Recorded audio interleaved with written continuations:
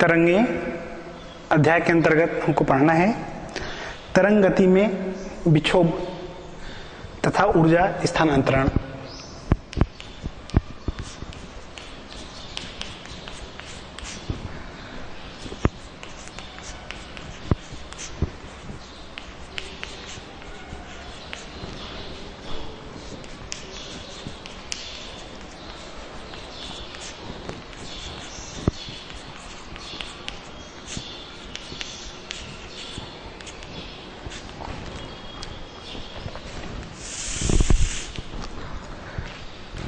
ऊर्जा का स्थानांतरण दो प्रकार से होता है, द्रव्य की गति के द्वारा और तरंग की गति द्वारा।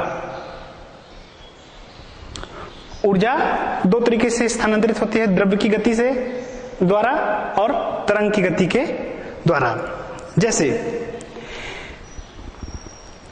किसी तालाब में शांत जल है और उस शांत जल में यदि पत्थर फेंक दिया जाए, यदि हम किसी तालाब के शांत जल में एक पत्थर का टुकड़ा फेंकें तो पत्थर के टुकड़े में जो गतिज ऊर्जा है वह गतिज ऊर्जा खुद पत्थर की गति के द्वारा, पत्थर के टुकड़े की गति के द्वारा जाकर के जल को स्थानांतरित हो जाती है। जैसे ये अगर ये स्थिति हम ले लेते हैं कि ये जल है, तालाब का उदाहरण ले लें और इसमें किसी पत्थर को फेंका गया। इस पत्थर में जो ऊर्जा है फेंकते समय, तो फेंकने के दौरान उसमें गतिज ऊर्जा है, तो वह गतिज ऊर्जा पत्थर जब यहां पर आता है, इस जल में जिस स्थान पर गिर रहा है उस स्थान पर ये अपनी ऊर्जा जो है, पत्थर की जो गतिज ऊर्जा जो है, पत्थर में जो गतिज ऊर्जा है वह ऊर्जा स्वयं पत्थर के द्वारा जल को दे दिया जाता है, मतलब जल में स्थानांतरित हो जाता है। इस प्रकार से क्या कि ऊर्जा जो है वो स्थानांतरित हुई, किसके द्वारा स्थानांतरित हुई? द्रव्य, यहां पर पत्थर के द्वारा। इसको पत्थर, ये तालाब ले लेते हैं, यहां पे कि ये जल है, तो यहां पर जो ऊर्जा है, इस पत्थर की ऊर्जा जो है, यहां पर पत्थर में कौन सी ऊर्जा? फेंकने के दौरान जो गतिज ऊर्जा थी वह गतिज ऊर्जा जो है पत्थर जहां पर जल में आकर के गिरा उस जल में स्थानांतरित हो गई। अब इसके कारण क्या होगा? जल तो प्रारंभ में, जैसा कि हम कल्पना किए थे, माने थे, शांत जल में, उस शांत जल में फेंक रहे हैं, जल शांत था, तो यहां पर जिस स्थान पर पत्थर गिर रहा है उस स्थान पर एक प्रकार से विक्षोभ उत्पन्न हो जाता है, अर्थात जल की सतह पर विक्षोभ उत्पन्न हो जाता है और यह विक्षोभ अपनी मौलिक आकृति में, जहां पर ये पत्थर का टुकड़ा गिरा जल में, वहां पर एक प्रकार का विक्षोभ उत्पन्न हुआ और विक्षोभ उत्पन्न होने के कारण वह विक्षोभ जो है एक अपनी मौलिक आकृति में, विक्षोभ अपनी मौलिक आकृति में एक निश्चित चाल से आगे बढ़कर तालाब के किनारे तक पहुंच जाता है। ऐसा जैसे यहां पे गिरा पत्थर टुकड़ा, तो ये आकृति इस रूप में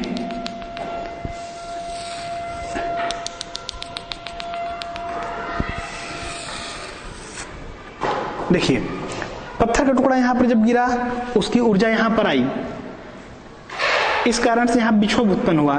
यह विक्षोभ ये इस प्रकार के आकृति लिए हुए आगे की ओर बढ़ा और यह आकृति आगे बढ़ती जाती है।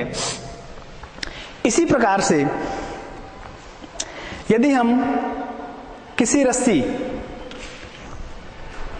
का एक सिरा किसी दृढ़ आधार से बांध देते हैं और दूसरे सिरे को हाथ में पकड़ करके उस पर झटका दें, मान लीजिए यहां पर हम इसको बांधे हैं इस रस्सी के एक किनारे को और उसको क्या करते हैं, झटका देते हैं दूसरे किनारे पर, उस भाग पर, उस स्थान पर जहां पर झटका दिया जा रहा है वहां पर भी विक्षोभ उत्पन्न होता है। यह विक्षोभ भी उसी मौलिक रूप में, जिस रूप में उत्पन्न हुआ है, जैसे ये ऐसा विक्षोभ आया तो इसी रूप में क्या होगा, इसी रूप में ये जो है आगे बढ़ेगा, आगे बढ़ता जाता है। इस प्रकार हम कह सकते हैं कि विक्षोभ उत्पन्न होने के कारण, या ऐसा कहें कि विक्षोभ उत्पन्न होने एवं उसके आगे बढ़ने से यांत्रिक तरंग बनती है।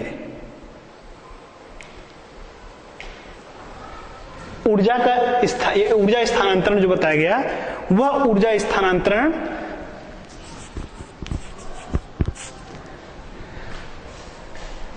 दो प्रकार से, द्रव्य की गति के द्वारा तथा तरंग की गति के द्वारा। तो द्रव्य की गति और तरंग की गति द्वारा कौन स्थानांतरित हो रहा है, ऊर्जा। जैसे अभी उदाहरण बताया गया, शांत जल में पत्थर का टुकड़ा फेंकते हैं, पत्थर के टुकड़े में जो गतिज ऊर्जा है वह गतिज ऊर्जा उस जल में किसके द्वारा, उस द्रव्य के द्वारा, द्रव्य मतलब जहां पे जो पत्थर का टुकड़ा है उससे जल में गया, जिस स्थान पर वो जाकर के गिरा वहां के जल को वो अपनी ऊर्जा दे दिया, वह ऊर्जा उस जल में चला गया और वहां पर एक विक्षोभ उत्पन्न हो गया। वह विक्षोभ जिस आकार में है, जिस आकृति में है, उसी मौलिक आकृति में क्या होता है, आगे की ओर बढ़ते जाता है। तालाब वाले उदाहरण में यह जो है इस तरीके से आगे बढ़ते हुए तालाब के किनारों तक पहुंच जाता है। अन्य उदाहरण के रूप में देखते हैं हम, एक रस्सी को किसी दृढ़ आधार से बांध दें और दूसरे सिरे को हाथ में पकड़ करके अगर झटका दें तो झटके वाले स्थान पर भी विक्षोभ उत्पन्न हुआ और यह विक्षोभ भी उसी रूप में फिर पूरे रस्सी में फैल जाता है। तो इस प्रकार से विक्षोभ के उत्पन्न होने एवं उसके आगे बढ़ने से यांत्रिक तरंग बनती है। अर्थात यांत्रिक तरंग क्या है, यांत्रिक तरंग किसी द्रव्यात्मक माध्यम में, यांत्रिक तरंग किसी द्रव्यात्मक माध्यम में उत्पन्न वह विक्षोभ है जो बिना अपनी आकृति बदले माध्यम में एक निश्चित चाल से आगे बढ़ता है। क्या बताया गया कि यांत्रिक तरंग किसी द्रव्यात्मक माध्यम में उत्पन्न, यांत्रिक तरंग किसी द्रव्यात्मक माध्यम में उत्पन्न वह विक्षोभ है जो बिना अपनी आकृति, जिस रूप में उत्पन्न हुआ है उसी रूप में, बिना अपनी आकृति बदले माध्यम में एक निश्चित चाल से आगे बढ़ता है, वही है यांत्रिक तरंग। यांत्रिक तरंग केवल द्रव्यात्मक माध्यम में ही संचरित होती है। जैसे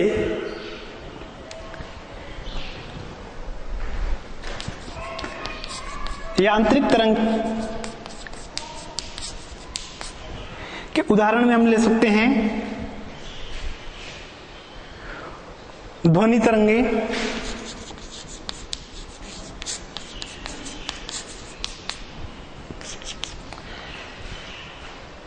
शांत जल है उसमें विक्षोभ आ रहा है तो उसमें उत्पन्न तरंगे, अर्थात जल की तरंगे,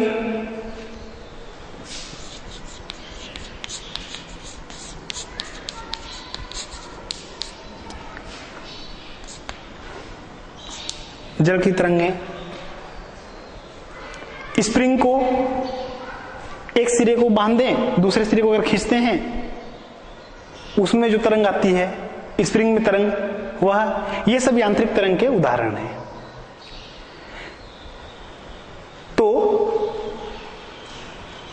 यांत्रिक तरंग के लिए मुख्य बात हो गई द्रव्यात्मक माध्यम। अगर द्रव्यात्मक माध्यम में विक्षोभ उत्पन्न हो रहा है और वह अपनी आकृति बदले बिना एक निश्चित चाल से आगे बढ़ता है तो वह यांत्रिक तरंग रहेगा। यह केवल द्रव्यात्मक माध्यम में संचरित होता है। अब अगर ऐसी कोई तरंग है जिनके संचरण के लिए माध्यम की आवश्यकता नहीं पड़ती, अर्थात वे तरंगें जिनके संचरण के लिए माध्यम की उपस्थिति आवश्यक नहीं है, वे तरंगें जिनके संचरण के लिए माध्यम की उपस्थिति आवश्यक नहीं होती, विद्युत चुंबकीय तरंगें कहलाते हैं। ऐसी तरंगें जिनके संचरण के लिए माध्यम की उपस्थिति आवश्यक नहीं होती, विद्युत चुंबकीय तरंगें कहलाती हैं। जैसे विद्युत चुंबकीय तरंगों के अंतर्गत प्रकाश की तरंगें, रेडियो तरंगें,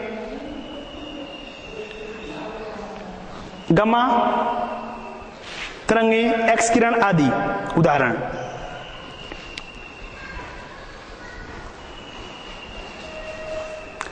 यांत्रिक तरंगों में जो ऊर्जा का संचरण होता है,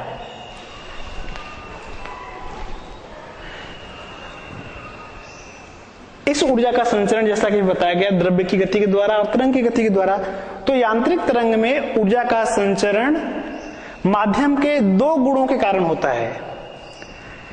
एक गुण प्रत्यास्थता और एक गुण जड़त्व। देखते हैं इनके कारण किस रूप में है।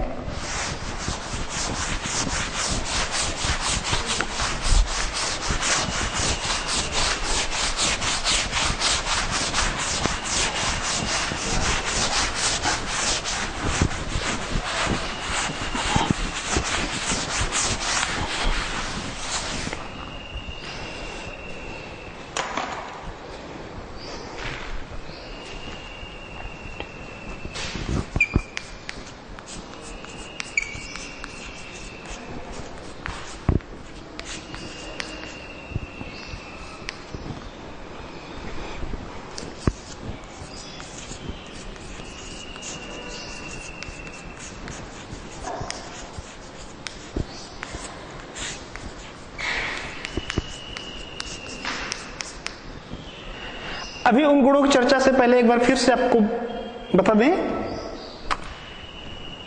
कि ऐसी तरंगें जिनमें, या ऐसा कहें कि ऐसी तरंगें जो केवल द्रव्यात्मक माध्यम में ही संचरित होती हैं, वह हो गई यांत्रिक तरंगें। और ऐसी तरंगें जिनके संचरण के लिए माध्यम की उपस्थिति आवश्यक नहीं है, अर्थात यांत्रिक तरंग के लिए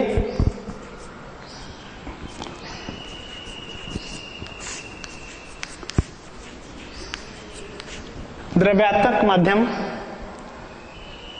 इस माध्यम में द्रव्यात्मक माध्यम में ही उत्पन्न होता है। यांत्रिक तरंगें केवल द्रव्यात्मक माध्यम में ही संचरित होती हैं। और ऐसे माध्यम में जो तरंग उत्पन्न हो रही है, या ऐसा कहें ऐसे माध्यम में जो तरंग संचरित होती है, उन्हें हम कहेंगे यांत्रिक तरंगें। जिनके संचरण के लिए माध्यम की उपस्थिति आवश्यक नहीं होती, वह तरंगें हैं विद्युत चुंबकीय तरंगें। क्या बोला गया इसमें? तो इसमें माध्यम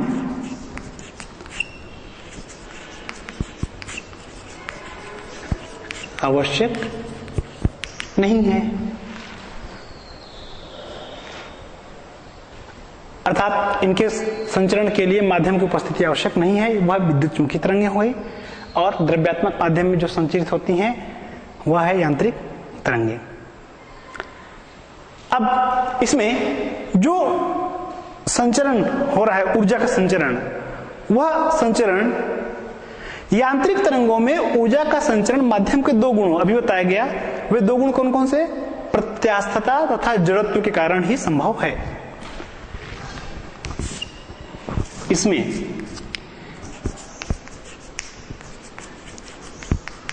प्रत्यास्थता और जड़त्व। क्या बोला गया कि इन दो गुणधर्म, प्रत्यास्थता एवं जड़त्व, यांत्रिक तरंगों में ऊर्जा का संचरण माध्यम के दो गुणों प्रत्यास्थता एवं जड़त्व के कारण संभव है। प्रत्यास्थता के कारण बल लगाने पर माध्यम के कण विस्थापित हो जाते हैं और बल लगाने पर अपनी पूर्वावस्था में आ जाते हैं। इस गुणधर्म के कारण बल लगाने पर माध्यम के कण विस्थापित हो जाते हैं और बल हटाने पर अपनी पूर्वावस्था में आ जाते हैं। जड़त्व के कारण माध्यम में अवस्था में परिवर्तन का विरोध का गुण होता है। इन दो गुणों के कारण ऊर्जा का संचरण माध्यम में, अर्थात ऊर्जा के संचरण के लिए माध्यम में यह दो गुण प्रत्यास्थता एवं जड़त्व के कारण ही संभव है।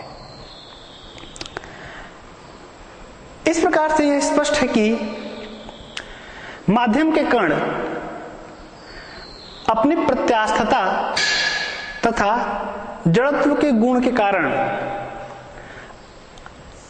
माध्यम के कण प्रत्यास्थता तथा जड़त्व के गुण के कारण ही अपनी साम्य स्थिति के ऊपर तथा नीचे कंपन करते हैं और विक्षोभ के साथ आगे नहीं बढ़ते।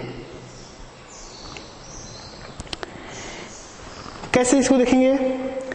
इसमें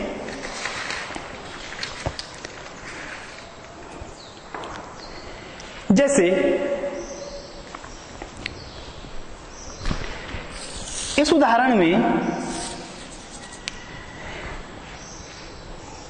जल में जब पत्थर को फेंका गया था, जिसकी चर्चा पहले की गई, वहां पर ये ऊर्जा जब इसमें विक्षोभ उत्पन्न हुआ तो ये विक्षोभ जब आगे बढ़ता है, यहां पर हम कुछ दूरी पर यदि कोई कारक रख दें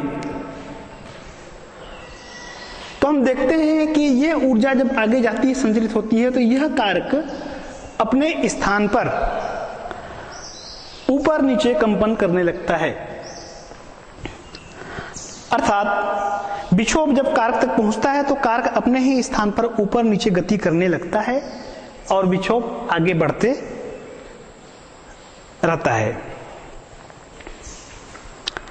इसी प्रकार रस्सी के उदाहरण में, ये उदाहरण जब रस्सी का लिए थे जिसमें एक स्थान पकड़ करके जब उसको झटका देते हैं, वहां पर किसी एक स्थान पर अगर हम निशान लगा दें किसी भी जगह पर, तो ये पूरे भाग में जब कंपन आता है या विक्षोभ के कारण यह जब रस्सी कि किसी स्थान पर चाक से निशान लगा दे, तो हम देखते हैं कि जब विक्षोभ चाक के निशान तक पहुंचता है तो निशान अपने ही स्थान पर ऊपर नीचे गति करने लगता है। विक्षोभ चाक के निशान तक पहुंचता है तो निशान अपने ही स्थान पर, अब ये विक्षोभ जब यहां पर आएगा तो ये निशान है, यह निशान अपने ही स्थान पर ऊपर नीचे गति करेगा और विक्षोभ आगे बढ़ता है। अर्थात दोनों उदाहरण देखें, इसमें क्या बोला गया कि यहां पर इस जल में जब पत्थर आया, यहां पर एक कारक लेते हैं, तो ये विक्षोभ जैसे जैसे आगे बढ़ता है, ये ऊर्जा संचरण होता है, उस ऊर्जा यहां पर जब कारक के पास विक्षोभ पहुंचता है तो वह कारक अपने स्थान पर ऊपर नीचे गति करता है और विक्षोभ जो है फिर आगे बढ़ते रहता है। रस्सी के उदाहरण देखते हैं तो यहां पर किसी स्थान पर निशान लगा देते हैं चाक से या किसी अन्य कलर से और उसमें झटका देते हैं, तो वह जो है विक्षोभ जब उस निशान वाले भाग पर पहुंचता है तो वहां पर देखते हैं हम कि वह निशान वाला भाग उसी स्थान पर ऊपर नीचे गति करता है, लेकिन विक्षोभ फिर आगे बढ़ जाता है। इस प्रकार से यह स्पष्ट हो जाता है कि माध्यम के कण अपनी प्रत्यास्थता तथा जड़त्व के गुण के कारण ही अपनी साम्य स्थिति के ऊपर नीचे कंपन करते हैं, विक्षोभ के साथ आगे नहीं बढ़ते। ये दो गुणों के बारे में चल रही है, प्रत्यास्थता तथा जड़त्व।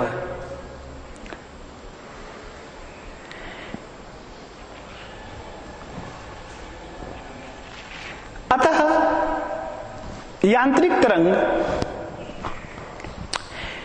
किसी माध्यम में उत्पन्न वह विक्षोभ है जो बिना माध्यम के प्रवाह अथवा द्रव्य के स्थानांतरण के माध्यम में गति करता है, वह हो गया यांत्रिक तरंग। जैसे ध्वनि तरंग, स्प्रिंग की तरंग, जल की सतह में उत्पन्न तरंगें आदि।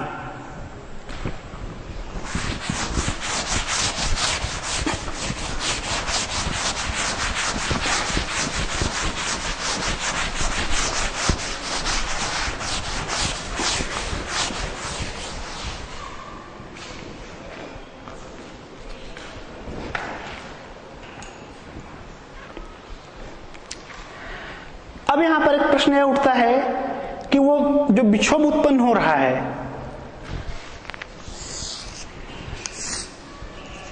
ये पत्थर का टुकड़ा जब यहां पर पहुंचता है जल में, शांत जल में, और यह अपनी ऊर्जा, यहां पर जो विक्षोभ उत्पन्न होता है, तो यह विक्षोभ क्रमशः आगे बढ़ रहा है। कैसे?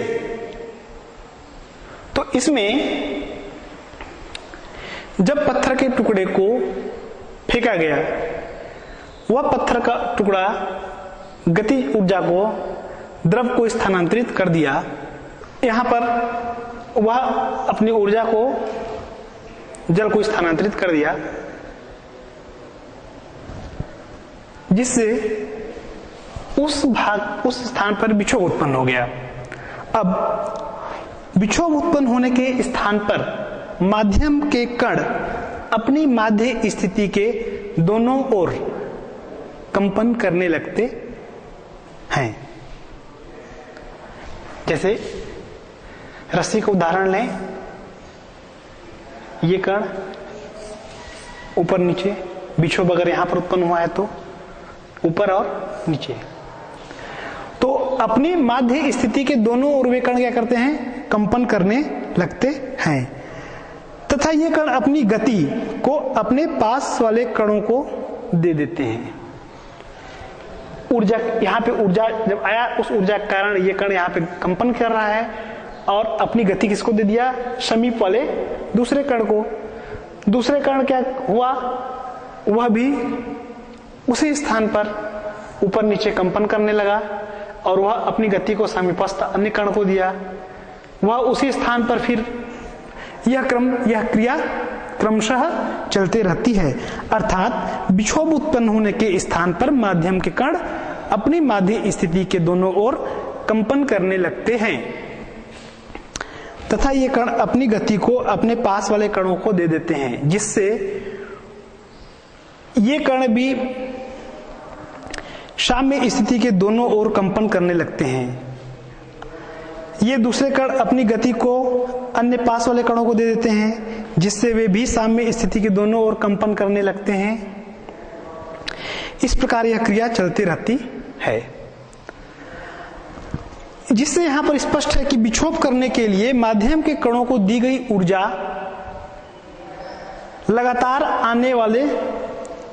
आगे वाले कणों को संचरित होते रहती है। मतलब ये ऊर्जा आगे वाले कण को संचरित होते जाती है। क्या बताया गया? किसी माध्यम में जब विक्षोभ उत्पन्न किया जाता है तो वह कण, माध्यम का वह कण जहां पर विक्षोभ उत्पन्न हुआ है, वह अपने स्थान पर माध्य स्थिति के दोनों ओर कंपन करने लगता है और अपनी गति को समीपस्थ दूसरे कण को दे देता है, जिससे वह दूसरा कण भी अपनी साम्य स्थिति के दोनों ओर गति करने लगता है। इस प्रकार से क्रमशः यह क्रिया चलती रहती है। इससे स्पष्ट होता है कि विक्षोभ उत्पन्न करने के लिए माध्यम के कणों को जो ऊर्जा दी गई है, लगातार आने वाले कणों को संचरित होते रहती है। यह ऊर्जा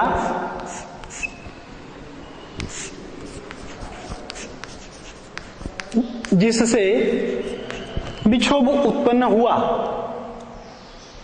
जैसा कि पत्थर की गतिज ऊर्जा से जल में विक्षोभ।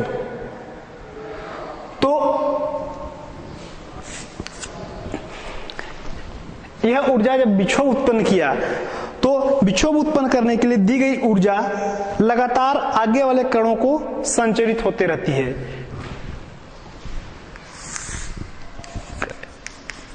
आगे संचरित होते रहती है। इस प्रकार माध्यम के बहुत सारे कणों को एक साथ कंपन करने से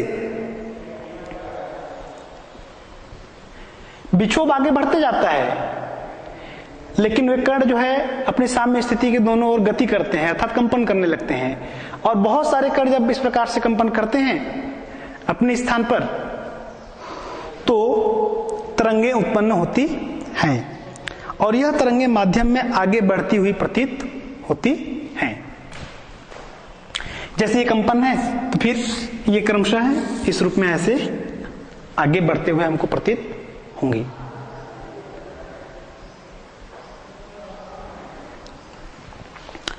अतः तरंग गति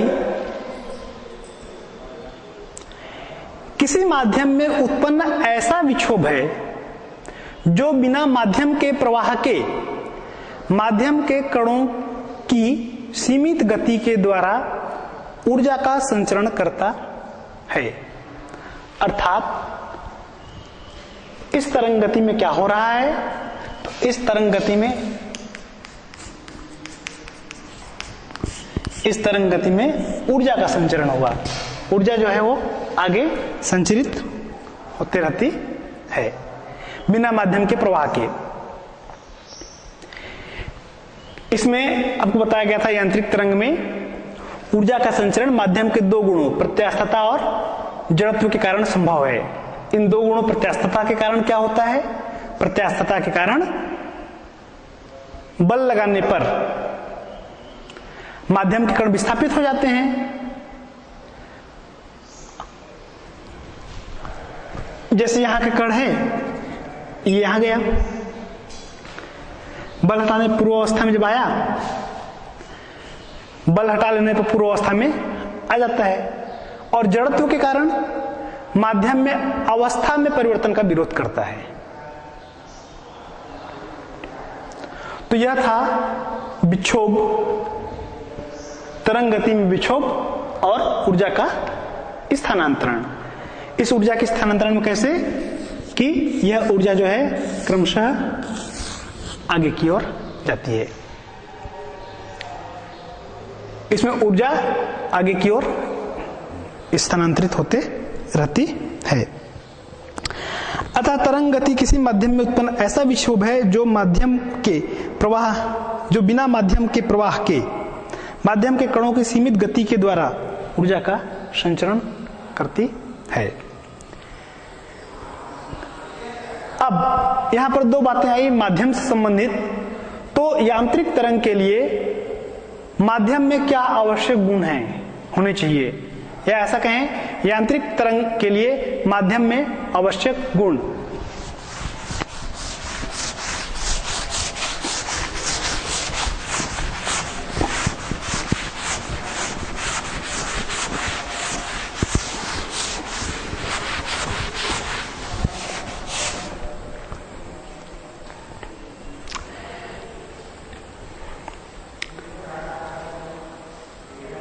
यांत्रिक तरंग के लिए इसके प्रारंभ में बताया गया था कि यांत्रिक तरंगें केवल द्रव्यात्मक माध्यम में ही संचरित होती हैं।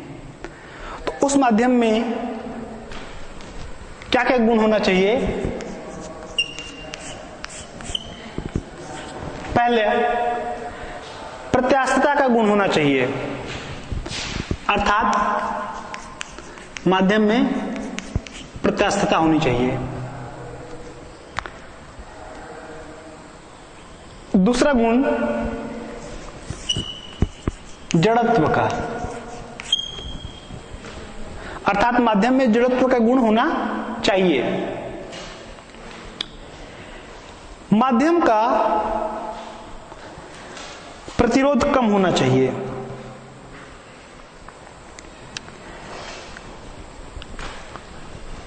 तीसरे नंबर पर ले सकते हैं इसको, प्रतिरोध कम होना चाहिए। ऐसा क्यों? तो प्रत्यास्थता का गुण होने के कारण माध्यम के कणों में प्रत्यानयन बल लगेगा और वे आवर्ती गति कर सकेंगे। अर्थात माध्यम में प्रत्यास्थता का गुण होना चाहिए जिससे माध्यम के कणों में प्रत्यानयन बल लगेगा और वे आवर्ती गति कर सकेंगे। दूसरा, माध्यम में जड़त्व का गुण होना चाहिए क्योंकि कंपन करता हुआ कण जब अपनी साम्य स्थिति में होता है तो प्रत्यानयन बल शून्य हो जाता है, लेकिन जड़त्व का गुण होने के कारण साम्य स्थिति से आगे निकल जाता है और कंपन समाप्त नहीं होता। माध्यम का प्रतिरोध कम होना चाहिए, अन्यथा अवमंदन बल के कारण कंपन करने वाले कणों का आयाम जल्द ही कम होकर के शून्य हो जाएगा। तो ये कुछ गुण थे कि जिस माध्यम में यांत्रिक तरंग संचरित होती है उनके लिए गुण प्रत्यास्थता का होना चाहिए, माध्यम में जड़त्व गुण होना चाहिए, माध्यम का प्रतिरोध कम होना चाहिए, माध्यम में प्रत्यास्थता का गुण होना चाहिए जिससे माध्यम के कणों में प्रत्यानयन बल लगेगा और वे आवर्ती गति कर सकेंगे।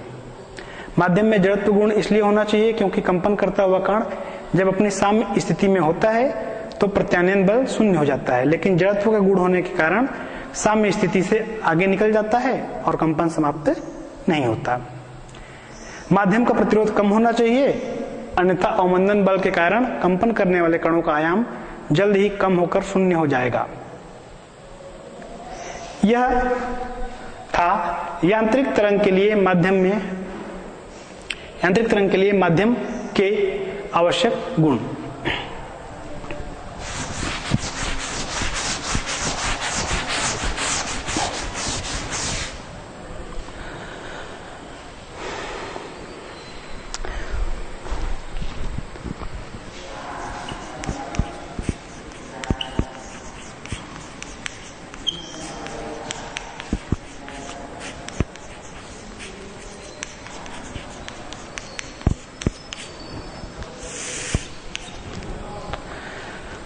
अब हम पढ़ते हैं यांत्रिक तरंग की विशेषताएं।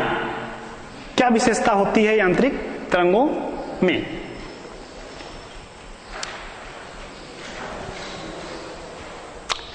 यांत्रिक तरंग में विक्षोभ अपनी मौलिक आकृति में एक निश्चित चाल से आगे बढ़ता है।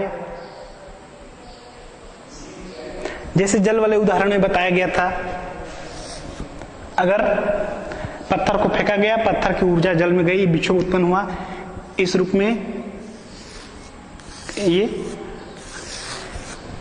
मौलिक रूप ही रहता है उसका।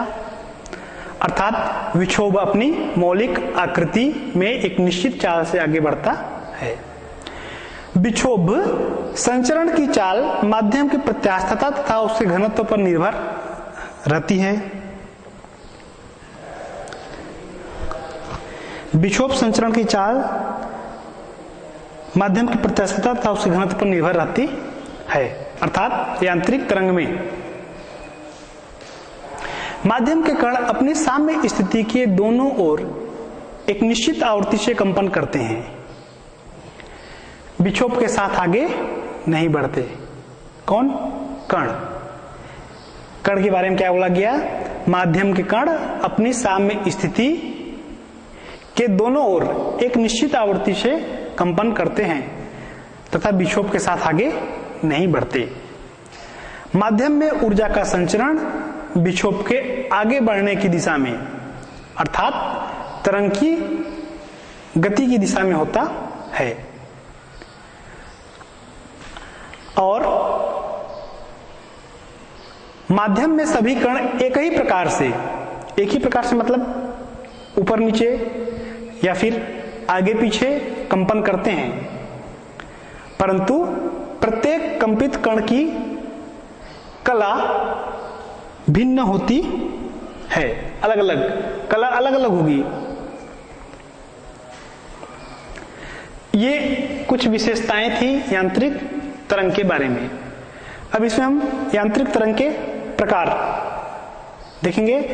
तो जब किसी माध्यम में प्रगामी तरंग संचरित होती है तो माध्यम के विभिन्न कण अपनी साम्य स्थिति के दोनों ओर, जब किसी माध्यम में प्रगामी तरंग संचरित होती है तो माध्यम के विभिन्न कण अपने साम्य स्थिति के दोनों ओर कंपन करने लगते हैं। तरंग संचरण की दिशा के सापेक्ष माध्यम के कणों के कंपन की दिशा के आधार पर यांत्रिक तरंग दो प्रकार की होती है। क्या बताया गया? तरंग की संचरण की दिशा के आधार पर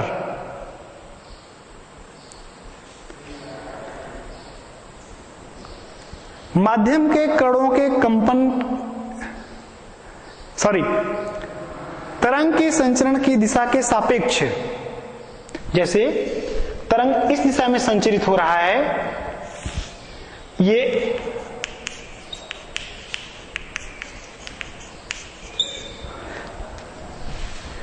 तरंग संचरण की दिशा के सापेक्ष माध्यम के कणों के कंपन की दिशा। अब जैसे माध्यम का कण यहां पर है, ये कण, अब इस कण की कंपन की दिशा किस प्रकार से है? तो उस कण की दिशा के, कण के कंपन की दिशा के आधार पर यांत्रिक तरंग को दो भागों में बांटा गया। एक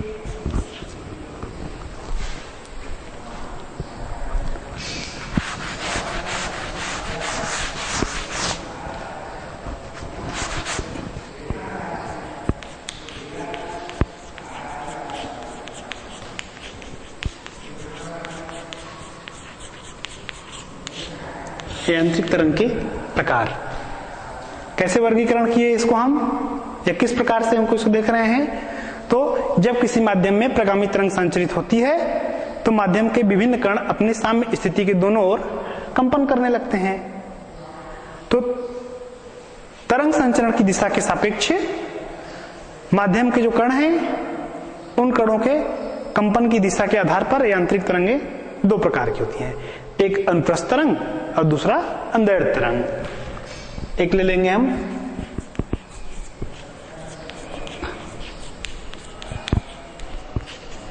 अनुप्रस्थ तरंग,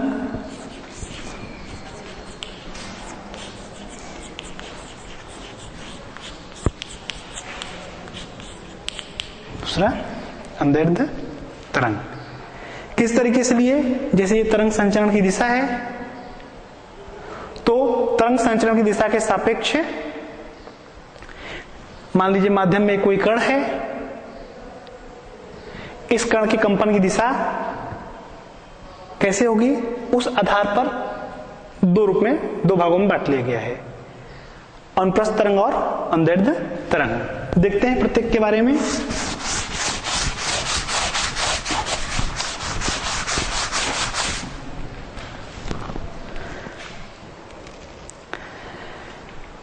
सर्वप्रथम अनुप्रस्थ तरंगे।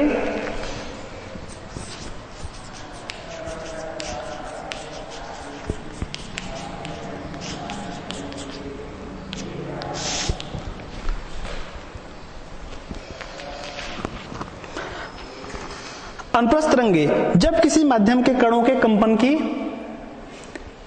दिशा, जब किसी माध्यम के कणों के कंपन करने की दिशा तरंग संचरण की दिशा के लंबवत होती है तो माध्यम में उत्पन्न तरंग को अनुप्रस्थ तरंग कहते हैं। जैसे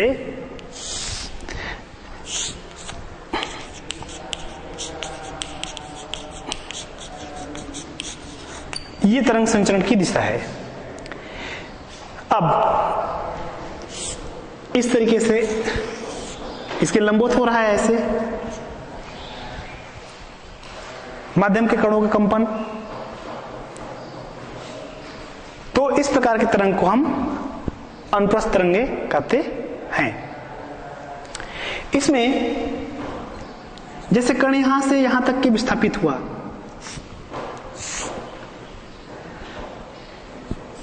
ये जो अधिकतम विस्थापन है यहां पर ऊपर की ओर,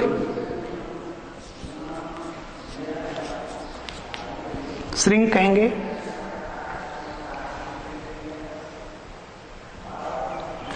नीचे की ओर जो अधिकतम विस्थापन है उसको गर्त कहेंगे। ये तरंगें इस रूप में आगे बढ़ रही हैं।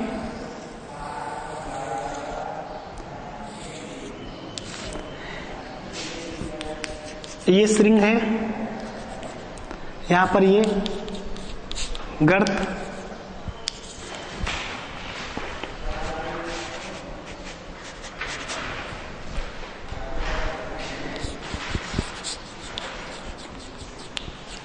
विस्थापन, तो तरंग इस तरीके से विस्थापित हुई, अधिकतम यहां तक की विस्थापित हुई, फिर उसके बाद तरंग नीचे की ओर इस दिशा में विस्थापित हुई।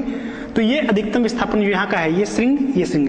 अब दो क्रमागत श्रिंग को लेते हैं, शीर्ष कहें तो दो क्रमागत शीर्ष या श्रिंग, दो क्रमागत शीर्ष या श्रिंग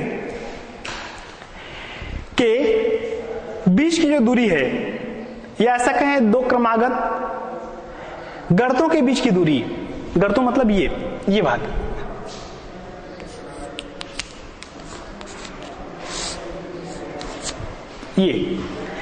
ये दूरी, या ऐसा कह लें ये दूरी, दो क्रमागत शीर्ष अथवा दो क्रमागत गर्त के बीच की दूरी को अनुप्रस्थ तरंग का तरंग दैर्ध्य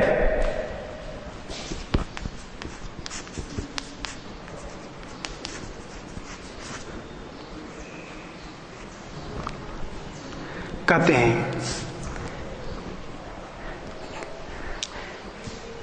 श्रिंग तथा गर्त बराबर दूरी पर रहते हुए तरंग संचरण की दिशा में आगे बढ़ते हैं। दो क्रमागत शीर्ष अथवा दो क्रमागत गर्तों के बीच की दूरी को अनुप्रस्थ तरंग का तरंग दैर्ध्य कहते हैं।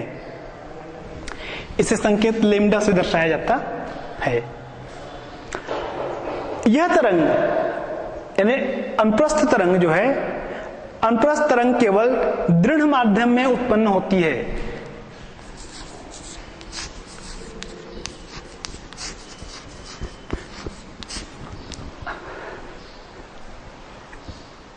यह तरंग केवल दृढ़ माध्यम में उत्पन्न होती है, जैसे कि ठोस दृढ़ होता है तो ठोसों में उत्पन्न की जा सकती है, गैसों में नहीं होती, क्योंकि गैस दृढ़ नहीं होता। द्रव की केवल सतह पर बन सकता है, उसके भीतर नहीं। तो यह था अनुप्रस्थ तरंग। क्या बताया गया? जब किसी माध्यम के कणों के कंपन करने की दिशा तरंग संचरण की दिशा के लंबवत, ये कंपन करने, ये इधर ऐसे कंपन कर रहा है और दिशा इधर है। रस्सी वाले उदाहरण में भी जैसे ये कंपन यहां पे हुआ तो ये इस रूप में आगे बढ़ जाता है। तो तरंग संचरण की कंपन करने की दिशा, माध्यम के कणों के कंपन करने की दिशा तरंग संचरण की दिशा के लंबवत होती है। तो माध्यम में उत्पन्न तरंग को अनुप्रस्थ तरंग कहते हैं। ठीक है, धन्यवाद।